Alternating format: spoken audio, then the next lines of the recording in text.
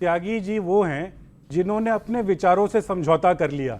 ये आज से कुछ साल पहले देश के अंदर सौहार्द आचार्य प्रमोद कृष्णम त्यागी जी जो हैं पीठाधीश्वर है, वो त्यागी जी जो हैं उन्होंने अपने विचारों के साथ समझौता कर लिया।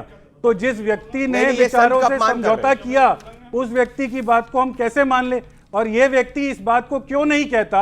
एक दलित समाज से आने वाले व्यक्ति को सीताराम केसरी बदतमीजी तो हुई थी, इनकी बात को आप कैसे मान लेंगे? आप मेरी बात सुनिए ना। 1996 में जब वो राष्ट्रीय अध्यक्ष बने, बात को ना मानो, आपकी बात को मान लो। सोनिया जी के कहने पर बने थे। इस देश के अंदर से आवाज आई जिसको सोनिया जी ने सुना और उन्होंने इस बात को आगे रखा कि आप सोनिया जी सुने तो बने, सोनिया जी कहे तो वो धोती खोल दो, सब कुछ सोनिया जी है, इनकी पार्टी और कुछ नहीं है। और उनको बनाया गया। ओके शोएब भाई, क्या आपको लगता है अभी आपको एक लेक्चर दिया जा रहा था कि पिछड़ों को एक कोई बनाए तो आपको तकलीफ हो रही है? राजकुमार भाटी ने भी बोला, जनाब ने भी बोला। मैं आपसे पूछता हूं, ये पिछड़े नहीं थे सीताराम केसरी क्या? देखिए, गुलाम नबी आज़ाद के साथ जो हुआ वो भी देश जानता। गुलाम नबी आज़ाद इतने कद्दावर नेता कांग्रेस के रहे, किस स्थिति में वो कांग्रेस से बाहर हुए, किस परिस्थिति में उन्होंने कांग्रेस पे क्या इल्ज़ाम लगाए, ये भी देखना पड़ेगा। क्योंकि राहुल गांधी जी के जो एडवाइज़र्स हैं ना, वो पता नहीं किसकी तरफ से बैटिंग करते हैं, इसका अंदाज़ा नहीं लगाता। लेकिन मैंने आपसे कहा कि आपकी दुश्मनी से ज़्यादा दोस्ती से डर लगता है। भारतीय जनता पार्टी को इतनी चिंता होती मुस्लिम समाज की तो शहनवाज हुसैन को टिकट दे देते बिहार में, बेचारे वो ऐसे खाली घूम रहे हैं। उनको आपने टिकट इतने कद्दावर कल के ऐलान के बाद चिंता ज्यादा कर रहे हैं प्रदीप भंडारी। हाँ, तो शहनवाज हुसैन को टिकट नहीं दिया, बताइए चिंता कितनी ज्यादा। लेकिन जो मैं मुख्य मुद्दे पर आना चाह रहा हूँ कि अभी आपने कहा कि भाई डिप्टी सीएम बना दिया, उसको क्या करेंगे? ये बात जान लीजिए कि सनम बेवफा नहीं, तेजस्वी जी बेवफा हो गए। और आप ये एक बात और, मैं किसी समाज का तिरस्कार नहीं कर रहा हूँ, लेकिन मुकेश साहनी जी का रिकॉर्ड ये है कि इनको अगर कोई चीज़ नहीं अपनी मनमाफिक मिलती तो ये पहले भी बीजेपी में जा चुके थे, आगे भी जा सकते हैं। क्या गारंटी है कि वो बेवफा नहीं होंगे? अब एक सतीश जी ने हमसे बेवफाई की तो बात ही ना मत करिए। मैं सुनिए, नीतीश कुमार को क्या बोलेंगे फिर? नहीं, मैं एक बात अपनी कंप्लीट कर दूं, वो तो उनसे आप पूछिएगा। सतीश जी ने हमसे पूछा था कि भाई दूल्हे दुल्हन की बात। देखो, दूल्हा तो एक ही है, हमारे मियाँ भाई हैदराबाद के असुद्दीन ओवैसी साहब। आपको दुल्हन बना रखा है वैसे इन लोगों ने? दुल्हन ये किनकी है मैं बता रहा हूँ। जब इन्होंने महाराष्ट्र में एक ऐसी पार्टी थी शिवसेना जो कहती थी हम बाबरी मस्जिद तोड़ने वाले, जब उनके साथ अलायंस किया था ना, तब ये किसकी दुल्हन थे? जिस स्टेट में जाते हैं सबकी दुल्हन बन जाते हैं। बिहार में जाते हैं आरजेडी की दुल्हन बन जाते हैं, झारखंड में जाते हैं जेएमएम की दुल्हन बन जाते हैं, साउथ में जाते हैं किसी और पार्टी की दुल्हन बन जाते हैं, महाराष्ट्र में जाते हैं शिवसेना की दुल्हन बन जाते हैं। अरे भैया, दुल्हन तो आप, दूल्हा तो सिर्फ हमारा मियाँ भाई है और उसका नाम बैरिस्टर असुद्दीन ओवैसी है। ये सतीश जी, आप इस पर कुछ जवाब देना चाहते हैं? देखिए, मैंने जो कहा वो पर्याप्त है। इनकी हंसी ही बताती है कि दुल्हन सस्पेक्ट है, समझे? वो कह रहे हैं हम दूल्हे हैं। कौन सा? ये कह रहे हैं हम दूल्हे हैं। दूल्हे हैं किसके? इनका हाँ, कौन ढो रहा है पालकी? तो 4 निकाय अलाउड। अरे भाई, इनका पालकी कौन ढो रहा है ये तो बताइए। ये कह रहे हैं हमारे 4 निकाय। देखिए, ये ऐसे दूल्हा या दुल्हन है जिनका हर चुनाव का एक अलग एजेंडा होता है। इनका कोई और एजेंडा नहीं है। शादी में बाराती पिटेंगे, मुझे ये दिख रहा है। साफ साफ भविष्य दिखाई दे रहा है।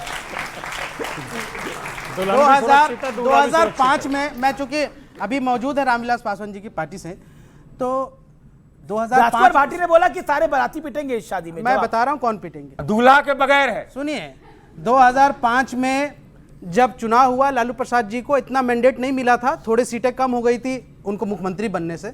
वो रामविलास पासवान जी के पास गए। स्वर्गीय रामविलास पासवान जी ने उनसे कहा कि मैं लालू जी आपको समर्थन तब दूंगा जब आप बिहार में एक मुसलमान मुख्यमंत्री बनाएंगे। लालू प्रसाद यादव ने कहा कि मैं मुस्लिम मुख्यमंत्री नहीं बनाऊंगा। आखिरकार नहीं बनने दिया, राष्ट्रपति शासन लगा, दोबारा से चुनाव हुआ और जीत कर आए जब नीतीश कुमार। उसके बाद से पिछले 20 सालों से लालू परिवार सत्ता से बाहर है, क्योंकि मुसलमान मुख्यमंत्री बनने नहीं दिया। वो जो गलती थी उसके लिए क्या बोलेंगे आप? क्या ये फैक्ट नहीं है? क्या ये फैक्ट नहीं है? ये मानसिकता है इनकी। बहुत देर में आपने समय दिया, थोड़ा सा टाइम दे दें जी। आज की डिबेट का एजेंडा बनाया गया कि कांग्रेस ने पिछड़ों और दलितों का अपमान किया, लेकिन भारतीय जनता पार्टी ने कल्याण सिंह को कितना अपमानित करके पार्टी से निकलने पर मजबूर किया था। उमा भारती के साथ भारतीय जनता पार्टी ने क्या किया था जब मध्य प्रदेश की मुख्यमंत्री पद से हटाई गई थी। और भारतीय जनता पार्टी आज विनय कटियार और रितंबरा कहाँ हैं किसी को पता नहीं है। भारतीय जनता पार्टी में पिछड़ों और दलितों का भविष्य सबसे ज़्यादा अंधकार में है। सीताराम केसरी बिहार के एक गरीब दलित परिवार से आते थे, वो पहले बैंड बजाते थे, बैंड, इतने गरीब परिवार से आते थे। वो कांग्रेस के कार्यकर्ता बने, स्वतंत्रता सेनानी भी थे और कांग्रेस में कोषाध्यक्ष पद तक पहुंचे, राष्ट्रीय अध्यक्ष तक पहुंचे। और उन जब वो कोषाध्यक्ष थे, बहुत ताकतवर कोषाध्यक्ष थे, एक कहावत हो गई थी कांग्रेस में कि खाता ना वही जो चचा केसरी के हैं वो सही। इतने ताकतवर कोषाध्यक्ष थे वो, तो उन्हें अपमानित किया था या सम्मान दिया था? ऐसे आज जो तो आप कह रहे हैं धोती खोला अपमान नहीं था? नहीं, जो सम्मान दिया उसे क्यों नहीं याद करते? बिल्कुल और जो याद बीजेपी ने समय समय पर लेकिन अपमान बाद में किया तो है, अपमान किया ना। बीजेपी ने जो अपमान में किया, तो अपमानित करके अगर बाहर किया। पिछड़ों और दलितों के प्रति प्रेम है तो उस ये भी देख लो कि एनसीआरबी के आंकड़ों में उत्तर प्रदेश में सबसे ज्यादा दलित उत्पीड़न है। ओके प्रदीप भंडारी, दलित दूल्हों को घोड़ी 20 तक नहीं सेकंड, बैठने 20 दिया सेकंड। जाता। जब आदमी झूठ बोलता है तो पकड़ा जाता है।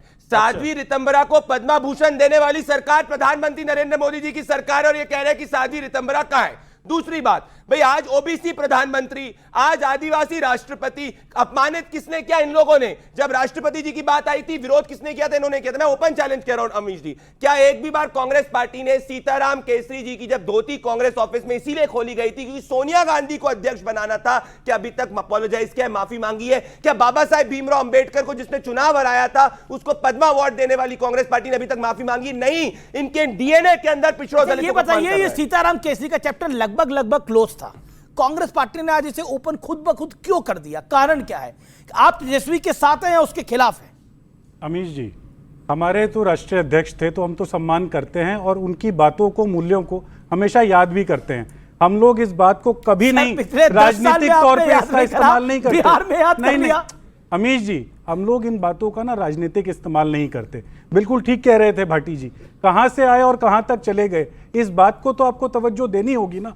इनके यहाँ तो हम बार बार कमाल की बात करें, एक व्यक्ति को अपमानित करके अपने घर से निकाला गया, वो अध्यक्ष था, अमीश उसके भाई, कपड़े फाड़ दिए गए, आपने अमीश सम्मान भाई, दिया, सम्मान दिया, अमीश सम्मान भाई, दिया। मैं अगर बोलूं आप सबके लिए, आप सबके लिए हम यही कामना करते हैं, जैसा सीताराम केसरी का सम्मान हुआ वैसे आप लोगों का सम्मान हो। आप बोलेंगे ना बाबा ना, ऐसा मत बोलना। आप लोग आप चाहेंगे, आप अरे नहीं, मैं चलिए आपकी बात पे, आपकी बात आप इस देश के सामने इस बात को क्यों मानने के लिए तैयार नहीं कि कहां से सीताराम केसरी का सफर शुरू हुआ और कांग्रेस के हाईएस्ट पोजीशन पर वो रहे। इस देश में जो सरकारें बनती थी उसमें उनका क्या रोल रहता था, ये सब देश को पता है। और जो बात आप कह रहे हैं ना, वो अभी आपने बोला ना कि सीताराम केसरी जी का बड़ा सम्मान किया गया, मैं आपकी बातें एग्री करता हूं और मेरे पीछे आप रिपीट करिए कि जिस तरह से सीताराम केसरी का सम्मान किया गया उसी तरह से मल्लिकार्जुन खड़गे का, राहुल गांधी जी का और आपका भी सम्मान किया जाएगा। इस बात से एग्री करिए आप। देखिए ना, बोलिए। कर्नाटक के गुलबर्गा क्षेत्र से आने वाले ब्लॉक कांग्रेस के अध्यक्ष से लेके आज राष्ट्रीय अध्यक्ष हैं कांग्रेस पार्टी मैं के। सारी बातें मान रहा हूं आपकी, नेता सदन है वो राज्यसभा के अंदर। सर मैं आपकी सारी बातें मान रहा हूं। बात समझिए, उनको जितना सम्मान दिया गया। आपने बोला जो सीताराम केसरी का सम्मान किया गया वो बहुत अच्छा सम्मान था। मैं बोल रहा हूं कि उसी तरह के सम्मान की कामना आप अपने लिए कर दीजिए और मल्लिकार्जुन खड़गे जी के लिए कर दीजिए। बताइए, करिए कामना। वैसे तो आप जो हमारी विचार है ना, उस विचार के साथ मेल नहीं खाते। अगर आपके अंदर भी वो विचार आ जाएंगे तो आपका भी वैसा ही सम्मान कर देंगे। अच्छा मैं वाह, आपके मतलब मेरा सम्मान करने को तैयार है? नहीं भाई, हम तो जब आप हमारे से मेल नहीं खाते, हम आपके विचार का सम्मान करने को तैयार है, तो हमारे विचार के आदमी का तो मेरे विचार ना भारतीय जनता पार्टी के विचार के साथ है ना कांग्रेस के विचार के साथ है। मेरे विचार इस देश के लोगों के साथ है और इस देश की मातृभूमि के साथ है। मैं भारत के साथ हूं, मैं किसी ना भारतीय कांग्रेस के साथ हूं ना भारतीय जनता पार्टी के साथ हूं।